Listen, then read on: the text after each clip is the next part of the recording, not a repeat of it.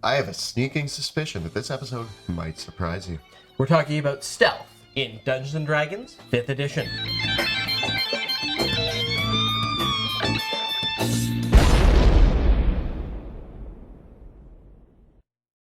Greetings, adventurers. My name is Monty Martin. And I'm Kelly McLaughlin. And we are the Dungeon Dudes.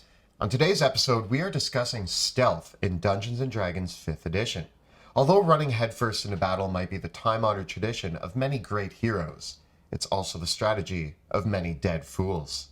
Indeed, smart adventurers know how to use stealth, subtlety, and infiltration to sneak past really deadly foes, slip past the guards undetected, and get in and out of the dungeon or any other environment while keeping your head on your shoulders. While rogues, rangers, bards, and monks might be considered the experts of stealth, it has a lot of advantages for the entire adventuring party, which is why it's really useful for us to review the different rules and the subtle distinctions in when you can and cannot use stealth in Dungeons & Dragons 5th edition. So let's get sneaky. So we're going to start off by discussing how to act stealthily in D&D. As a player, if you're trying to sneak into a dungeon or sneak past some guards, get into a dragon's den without being noticed, generally just being unseen, you want to describe how you're using the terrain, the lighting, and various features of your surroundings to actually be stealthy. Exactly. And once you've done that, the dungeon master will then decide if the conditions are appropriate for you to use stealth at all. This is the key to how all the rules for stealth work. The rules of 5th edition D&D give the dungeon master the ultimate authority to decide when you can successfully pull off a stealth check or not. So it's really up to the player and the dungeon master to sort of negotiate about this. And then the dungeon master can ask you to make a dexterity stealth check to represent how successful, how sneaky, how quiet you actually are when you move past. And when you make that stealth check, there are various things you need to keep in mind for the people who are looking for you. If you have an enemy actively searching for you, they get to usually make a perception check to contest your stealth check. On the other hand, if they're not actively searching for you, all creatures have a passive perception check, which you have to beat in order to be stealthy enough not to be seen by them. So this means that if you're able to defeat both the active perception check of any creature that might be searching for your presence or just actively aware of its surroundings, as well as the passive perception of other creatures in the area, you are now hidden. Your passage is undetected, and now it's time to decide what you're going to do with your very advantageous position. So let's talk about some of the advantages of being stealthy. Probably the biggest one for me is that if you are successfully stealthy, you're now hidden from the enemy. They don't know your exact location, and they can't really target you with attacks or spells. This means that you can slip past them completely unnoticed, which can be a really big tactical advantage, and it might be the better idea in a lot of cases. Yeah, you do gain advantage if you attack an enemy from stealth, if you are hidden from them. But sometimes you might see a group of enemies and say, you know what, it might just be easier to go around them and not be noticed. You might be tempted to initiate combat against them because if you have successfully hidden from a group of creatures, they will be surprised should you choose to attack them. And creatures that can't see you, again, you have advantage on attack rolls against them. So you have a massive tactical combat advantage. But I think that it's always worthwhile asking yourself as a player, should we just slip past this thing entirely? Because the moment you start attacking, you're going to give away your position. When you make an attack against a creature that you're hidden from, you reveal your position, whether or not the attack hits or misses. And this is one thing that a lot of people end up doing in D&D is they say, okay, well, I'm going to pop out, I'm going to shoot, and then I'm going to pop back down and hide. But once an enemy knows that you're there, you can't just hide in plain sight. If you're going to pop out from behind a tree, fire an arrow, and then pop back behind that tree, I as a DM am not going to give you a stealth check. Everybody knows you're there. You didn't move from any position. I will also say, just because you do change your position, keep in mind the reality of the situation. I have had players pop out, shoot, and then run behind a different wall while the enemies are facing them. So then on the enemy's turn, when they run behind that same wall and the player says, but I rolled and I hid.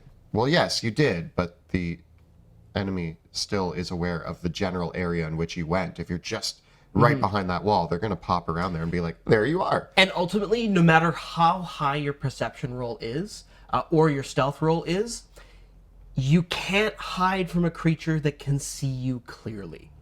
Another thing that a lot of players like to discuss with stealth is, what about stealth kills? A lot of people question, well, if I sneak up right behind this guy and slit his throat, should that not be an instant kill?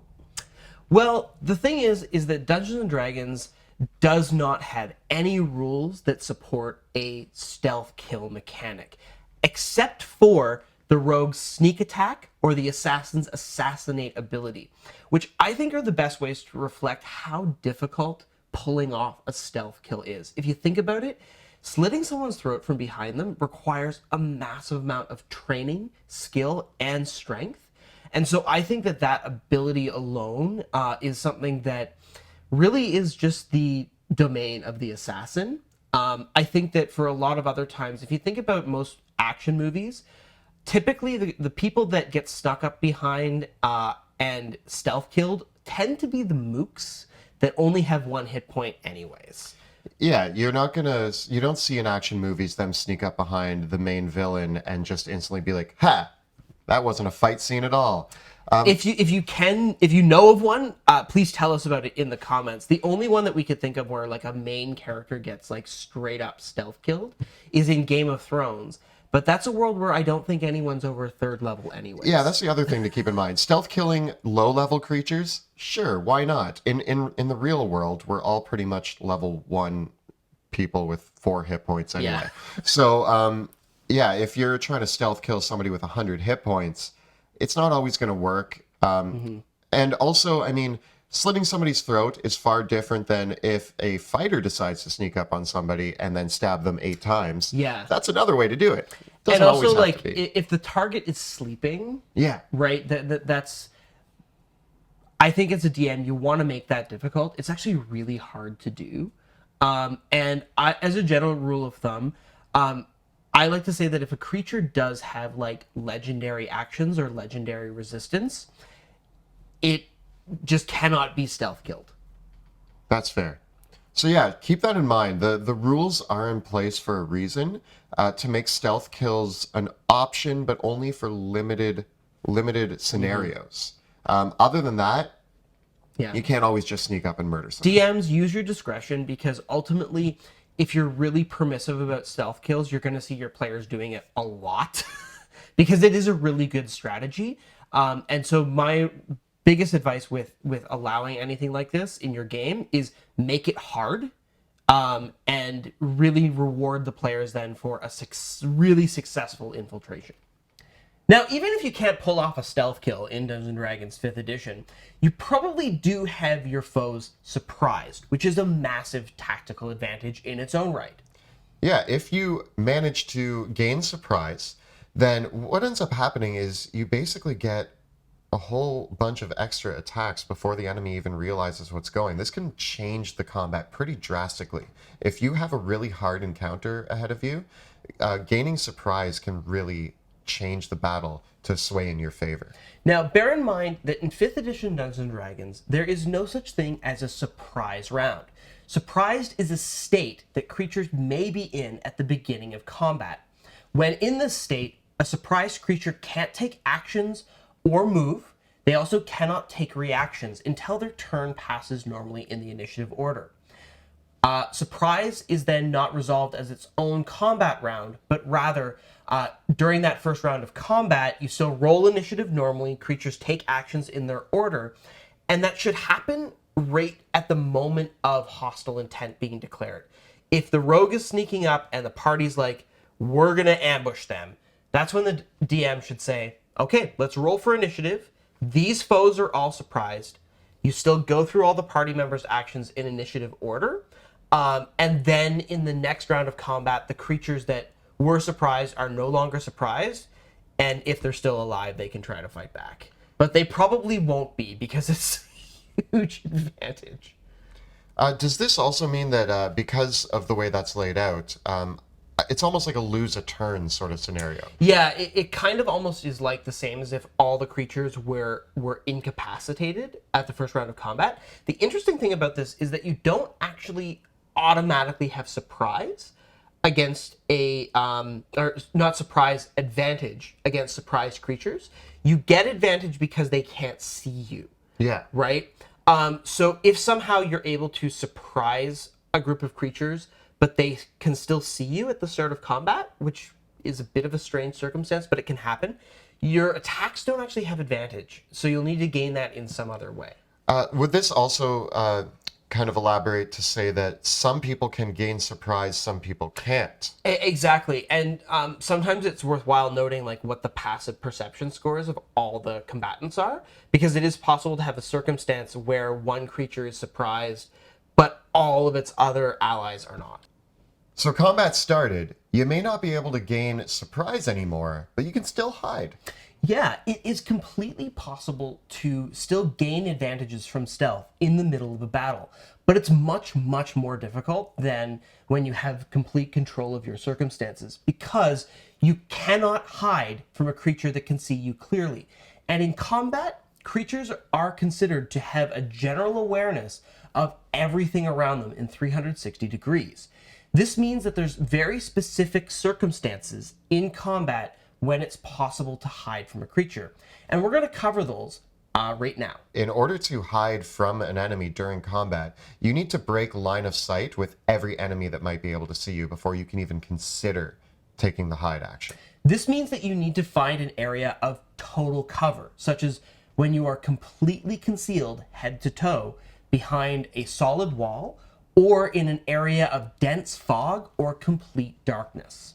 What are some of the other options that we have? Well, you could be invisible outright. That really helps with being And sneaky. that's probably the easiest way, using magic Yeah. to get it to happen in combat. There's also a number of other magical options that help out with stealth as well. They will buff your stealth, but you need to be straight up invisible or completely concealed. Like you could use fog cloud or a darkness spell, or certain other spells that cause heavily obscured areas. So if somehow you're able to survive and see in the area of a cloud kill spell, you could hide in one. But you'd need to both have blind sight and immunity to poison. Also keep in mind that things like pass without trace, they up your stealth, but it doesn't mean you can just walk in front of enemies being stealthy. Yeah, I think that video games give a lot of us a false perception about how achievable stealth can be in the middle of combat. Like when you crouch down and the person says, "Must have been my imagination." Yeah, that just does not happen in D&D, because the requirements are so much higher. Now, darkness can be one of the most tricky things to adjudicate with regards to stealth, because so many creatures in D&D have dark vision. Yeah, which allows you to see in the dark. And there's different levels of dark vision, but basically you can't really hide from an enemy in the darkness if they can just plain see you. Yeah, interestingly enough, though, with dark vision, that dark vision counts darkness as dim light and dim light as bright light. This means that if you're in an area of complete darkness, a creature, you can still hide from a creature with dark vision, because they still have disadvantage on their checks to find you. Because if you're lightly obscured, all perception checks relying on sight have disadvantage to try to find you. And if you're heavily obscured, so if you're in an area of total darkness against a creature that does not have dark vision, they have to rely on their hearing to try to find you. If they're relying on their sight, they automatically fail. What's interesting about this, and we're going to put this up on screen because it's really cool. The Dungeon Master's screen has this really cool table called audible distances that lets you roll a random number of dice to determine how close a creature has to be in order to make a perception check based on hearing. So we're going to put that up on screen. It's a really useful little find, and I could not find it anywhere in the player's handbook or the Dungeon Master's guide. But it's a really handy thing about, like, okay, how far away can I be to hear someone? if Yeah. I'm relying on my hearing instead of my sight. And that is really handy. That's one of the best ways. If somebody's running up behind you, you don't use your eyes to see that. You're just like, oh, somebody's running up behind Yeah. me, and there they are. So the audible distance is very important for stealth. And you, if someone's running, you hear them pretty much automatically anyways. But if they are trying to be stealthy or hide, this is how close you can hear their footsteps. Some people also like to ask questions like, can you still hide from a creature with tremor sense? And the answer is actually yes, you can. Tremor sense doesn't mean that a creature's like the Predator or Daredevil and it can hear your heartbeat. Unless the DM decides that that creature could conceivably have it. It's up to you as a DM if it's possible to hide from a creature with tremor sense or blind sense, depending on how you as a DM feel that creature's special sense manifests. Now, Dungeons and Dragons characters are equipped with a whole bunch of extra tools to give them the edge when it comes to making stealth checks and remaining hidden. Sometimes these are granted by your race, a class, a feat, or a spell. And we thought we'd just cover a few of these quick ones to give you a few ideas on how you can really be a master of infiltration. So how about the Skulker feat? This is a fun one because the Skulker feat is the only way that you can remain hidden after making an attack. Yeah, that can be really beneficial, especially if you're a rogue or any sort of player that's going to try to do the like pop out attack and then hide again. Yeah, the Skulker feat also gives you the ability to hide in areas that aren't totally obscured, that you can have that partial cover or partial concealment, which again helps the DM determine like when you can actually be hidden and when you can't be. It's rather similar to the Wood Elf's Mask of the Wild ability, which lets them hide in partial cover or partial concealment as long as they're in a natural environment. Yeah, which is pretty awesome if you play. Is that all elves or just the Wood Elves? Just That's the Wood Elves, yeah. So the Wood Elves, yeah, you're in a forest, you're in like a snowy terrain, you're in something natural. You can just like, I'm hidden. Lightfoot halflings also get. They get a naturally stealthy ability, which I think lets them hide behind bigger creatures than themselves. Which is hilarious. I've never actually seen that used in play, but you could. It's really rare. Yeah. You could, in theory, just go behind your bigger creature teammate and hide. Well, you only get concealment from being behind another creature, but not total cover. But it's a thing. You could do it. You could rule that a creature is large enough that you can get total cover behind it. Like, I'm imagining, like, hiding behind a sleeping dragon. Could work. Yeah. Right? Of course, we mentioned that ultimately, if you really want to master stealth, having access to one of the invisibility spells is pretty clutch. The thing to remember is that invisibility doesn't automatically mean you're hidden. Creatures can still locate your position with hearing. Or if you leave footprints or something of that sort behind. Yeah, we had that come up in one of our campaigns where an invisible creature walked through a puddle of blood and was leaving bloody footprints behind, right? So there's all sorts of fun ways to locate an invisible creature. If you are invisible, you still need to spend your action to hide, unless you're a rogue. In which case, you've got cunning action. Yeah. Any other ones that you can think of? Special abilities? I mean, we did mention Pass Without Trace as well, which is a spell that certain classes can get. Yeah, like rangers, monks, and druids all get Pass Without Trace. And that adds a +10 to your stealth rolls, which is pretty good. I think the tricky thing with Pass Without Trace is that people see that +10 bonus to stealth and think, oh, that must mean that I'm like Skyrim style invisible. But again, you can't hide from a creature that can see you clearly. I usually use Pass Without Trace for like traveling. Like, hey, we're going through the woods. We might run into some enemies. Let's drop Pass Without Trace so that if we run into a group of enemies, we might be able to see them before they spot us. So this has been our guide to stealth in Dungeons & Dragons 5th edition. We hope that your next stealth mission goes off without a hitch. And we would love to hear your stories of successful or unsuccessful infiltrations, heists gone wrong, and flawless assassination attempts. Tell us about them in the comments. We've been hearing some great stories lately, and we love hearing them. And if you're looking to see what else you can do in combat, we have a video called Actions in Combat that you can check out right over here. And for you DMs out there, we've got a great guide to running combat right over here. Please subscribe to our channel so that you never miss an episode. Thank you so much for watching, and we'll see you next time in the dungeon.